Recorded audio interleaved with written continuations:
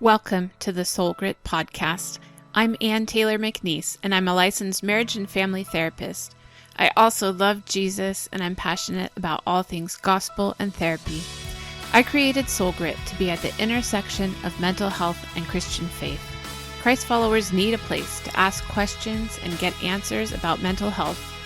Join me as we dive into real stories and real questions from people who want to honor God with their hearts, souls, and minds.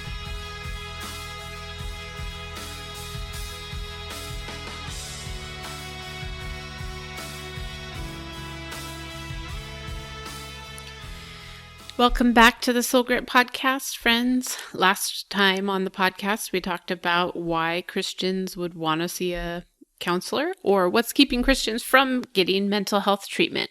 So today, now that I'm sure I've convinced you that if you're a Christian, you probably need to see a therapist, I want to talk about how do you find a therapist? In particular, how do you find a Christian therapist? So as we get started, there's a few things we need to consider. Therapy you will need to pay for either through insurance or through your own cash money. So if you're going to be using an insurance, things are a little bit different than if you're paying out of pocket. So I'm going to talk about insurance first. When you are using insurance for therapy, you are using your medical insurance or your health insurance that you've gotten through your job or through the state or through your parents or spouse. So this is health insurance or medical insurance. It's used to pay for medical problems or health problems. So when you're using it to pay for therapy, you have to actually prove that you're using it for a health problem. That means when you go to therapy, you will get a diagnosis. Now, most of the diagnoses that a lot of therapists use will be pretty simple: depression, anxiety disorders, mood disorders, and then something that's called adjustment disorder. So it's not too scary to be diagnosed, especially if some of the issues that you're having that bring you to therapy are not really major issues. Your therapist might use that adjustment disorder that just says something's happened in your life and you're having trouble adjusting to it, which I've joked with other therapists this year in the 2020-2021 pandemic season that all of us have adjustment disorders because there's been so many things that we've had to adjust to this year, and it's been really hard for all of us. So if you are going to use your health insurance, your therapist may choose to do a couple of assessments at the beginning just to see if you have any depression or anxiety symptoms, or if you have trauma that might qualify for a post-traumatic stress or something like that. You will be able to prove that you have that little code to put on your insurance billing and you get your therapy paid for. So in the next podcast episode, we're actually going to be talking about some of those common diagnoses that we use when we're in therapy, just to take some of the stigma or to demystify what it means to have major depression or generalized anxiety or some of those common diagnoses. So stay tuned next time for that episode. For today, if you are using insurance, what you will want to do is either call your insurance company or go onto their member portal where you can pull up a list of therapists in your area that are covered by your insurance plan. Now, one of the problems with pulling up the list or having them email or fax you the list is that it's just black and white. It's a list of names with phone numbers and addresses and sometimes the credentials of those people. When you see that list of names, you don't know anything about those people and if they're going to be a good fit for you. So what I encourage you to do is take the list, because now your insurance has agreed that those people are covered for you, and then start Googling them. You can see if they have a website or if they have a profile up on a therapy directory, or sometimes there's even ratings out there, and you'll get to see a little bit more of their style and their personality and what their qualifications are. That will be a good way for you to start narrowing down the list to see who you want to call. I also want to mention that some of you might have EAP or Employee Assistant Programs, which are offered through your employment. And a lot of bigger companies, school districts, hospitals, and those types of employers will offer this to their employees because they realize that when you're not stressed and when you have your relationship issues figured out and all of that, that you actually are more productive, trustworthy, happy employees. So they are willing to cover counseling for a limited number of sessions.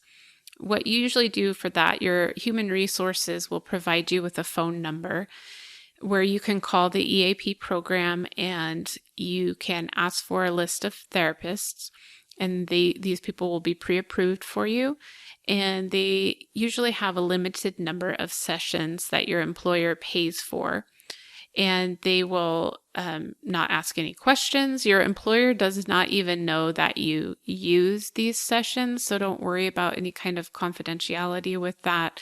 It's a separate number that you call from your human resources, so your employer never knows that you're going to counseling if that was something that you were worried about. It's all confidential. You don't need a diagnosis, and there is no copay. So usually I've seen from 3 up to maybe 10 or 12 sessions offered, typically more like 3 or 5 or 6 are offered through your EAP. And your employer has prepaid for them, but they don't know when you use them. And so it's a really good way to just kind of get started in therapy without having any kind of financial investment for yourself. Now, whether you are using one of these insurance EAP methods or you're actually going to pay out of pocket for your therapy, what you're going to want to do is look online to see what these therapists are like. Now, there are several platforms that work as directories for therapists. These are all systems where the therapist has to pay to have their name listed, and then they get to share a little profile about themselves, and then it helps clients find them. So there are Therapy Den, Therapy for Black Girls, Therapy Tribe, Christian Counselor Directory. These all function in pretty much the same way. But the biggest one and the one with the best results tends to be psychologytoday.com.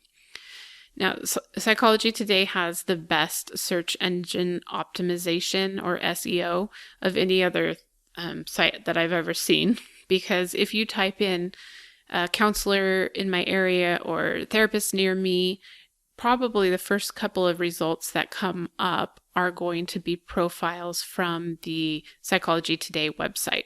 So it's a good way to know about your therapist. So go ahead and click on those links and you can see some of the therapists that are near you. Or go directly to psychologytoday.com and you'll see a box. It's either in the upper right or sometimes in the center where it says find a therapist. You type in your zip code. Once you've typed in your zip code, it brings up a list, and it's probably going to be pages and pages of therapists with their pictures and their profiles. Now, what you'll probably want to do is use the filter option. Once you filter based on your criteria, it will narrow down the list for you. Now, for me, I would probably want to filter, after I have my zip code in there, I'm also going to filter that maybe I want to see a female therapist, that I want it to be somebody of a Christian faith, and that I want them to take my insurance. Maybe I might also want to check telehealth if I want to do online sessions. And so now this gives me the short list of people that meet my criteria. Once I've found my list, I can look at their profiles, I can see their pictures, I can see a little blurb that they've written about themselves, so I can kind of get to know their voice and their style. And I can also make sure that they take my insurance, that they profess a Christian belief, and things like that. So after I find my short list on Psychology Today, sometimes I don't really feel like I actually know that much about them, and I want to Google them again to see if they have a website. Some of these directories will actually link to the therapist's website so you can learn more, but not every therapist does have a website. I do think it's important in 2021 that therapists have websites so our clients can kind of figure us out and have an easier way to get into therapy. Once you go to that therapist's website, if they have one, you'll get to know a little bit more of their personality based on the look and feel of the website, the language that they use, and some of the details that they offer about things like scheduling and payment. And they might be able to tell you a little bit more about whether they integrate faith with their counseling. So it's always good to check them out online.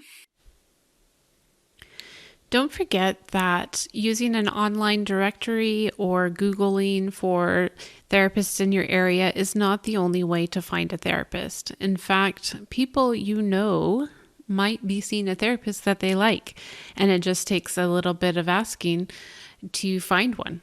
In fact, people in your small group or people on your kid's soccer team or people at your workplace might know of a good therapist. And an in-person referral not only helps you know that that therapist is not a total weirdo, but it also makes it more likely that you're going to be taken on by the therapist, because when it comes from a direct referral, therapists work, I think, a little bit harder to make sure that they have availability for word of mouth referrals.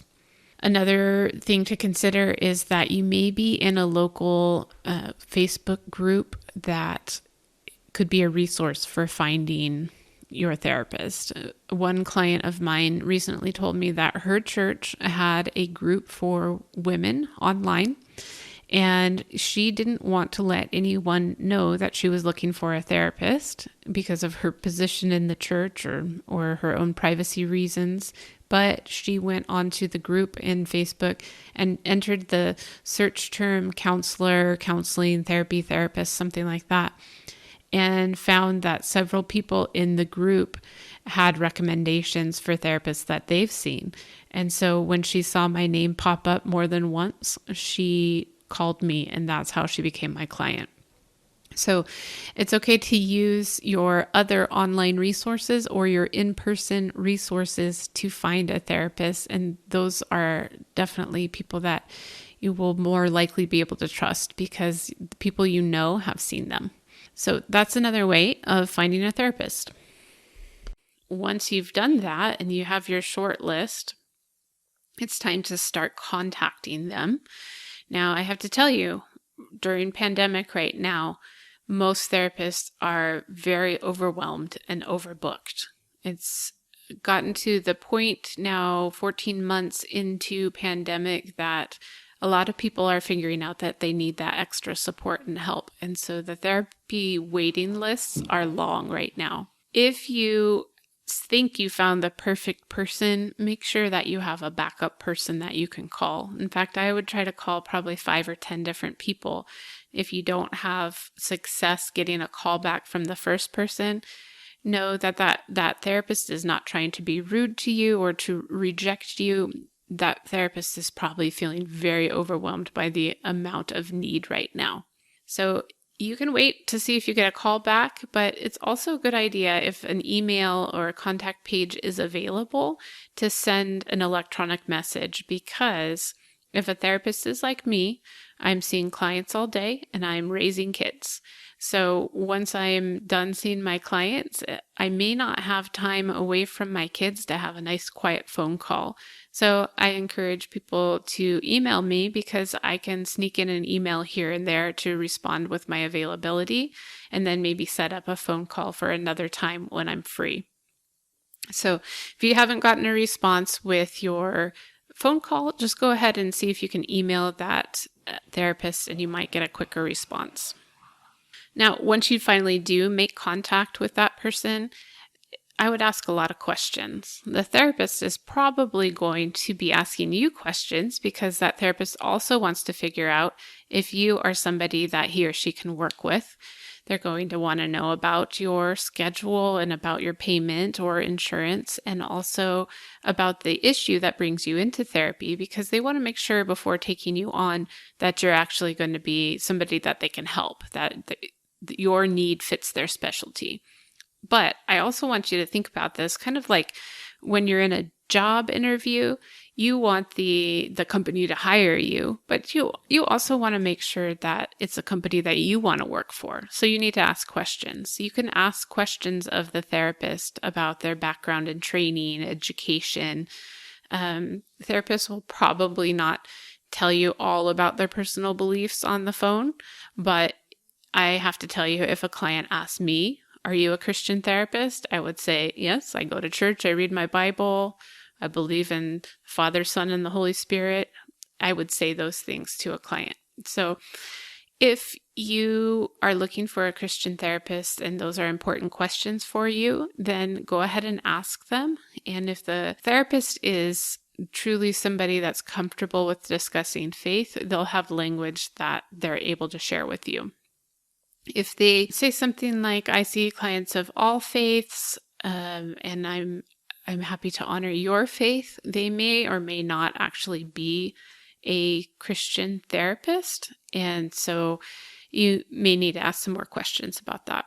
One thing to keep in mind here is that there are regional differences in our country when it comes to Christian counseling versus secular counseling. I've heard from people in my Facebook groups and other therapists that if you live in the Bible Belt or parts of the South, that it's actually harder to find a secular therapist, and most of the therapists operate from a faith perspective.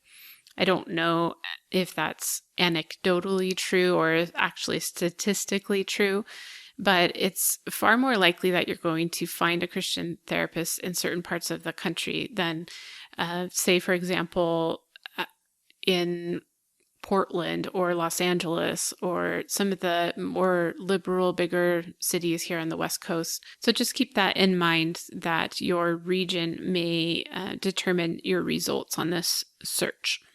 I want to make sure that you understand about online counseling and how that really opens up your pool of prospective therapists. Once you've decided and you've made contact with your therapist and you've set up the first sessions, unless your therapist does something really ethically wrong or flaky, it's a good idea to give it a few sessions to decide if it's going to be a good fit. I think that you can probably tell within the first 3 sessions if it's going to work. But if you've only gone to one session, you don't have a good idea of how therapy is going to go, because your therapist has a lot of paperwork to get through. You are feeling nervous and you're unburdening this whole story that you came into, and it's not really a good assessment of how the therapy relationship is going to go. So I encourage you to give it a few sessions. But if after that time you feel like this is not a good fit and I'm not getting what I need out of this, it's okay for you to move on. It's okay to fire your therapist. In fact, I have a blog over at soulgritresources.com that talks about how to fire your therapist. And then you can move on and go back to square one with your list and see if there's somebody else in your area that's going to be a good fit for you. Now, I want to make sure you understand about online counseling right now, because this really opens up the pool of potential therapists for you. Back in March of 2020, most therapists went online because of the CDC guidelines, and we, still had to work. We did not want to abandon our clients by suddenly shutting down while you're in the middle of processing difficult emotions. So most of us went online, although some people did choose to stay in the office and wear masks. But people like me, I didn't feel like wearing a mask and being able to observe your facial expressions was really going to work for therapy. So I chose to go online, as well as, having kids at home. A lot of us had to come home just because there was no school. So when therapy started online in March, some of us thought, well, this is kind of a second best. Like, the best would really be to be in person with our clients. But what I discovered after just a few weeks was that people still made progress. People still got healing. People did really well on online counseling. And what it also did is it opened me up to see people who are not in my area.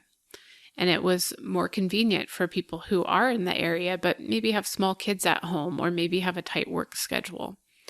So now I'm seeing people from all over California because I don't need them to be right here in my community. So when you are looking for your therapist, yes, you may want to be able to go sit on a couch, but if that's not available in your community, go ahead and check that box. It's on Psychology Today or the other platforms. You can say telehealth or online counseling, and that will open up your search to other people who are licensed in your state or jurisdiction. Once you've done that, you have a much larger pool of people that might fit your personality, your schedule, your payment options, your needs for therapy. So make sure you give that a try. Before we wrap up today, I want to talk specifically to pastors and Christian therapists. Okay, if you're not a pastor or a Christian therapist, you can still listen in because I need you too.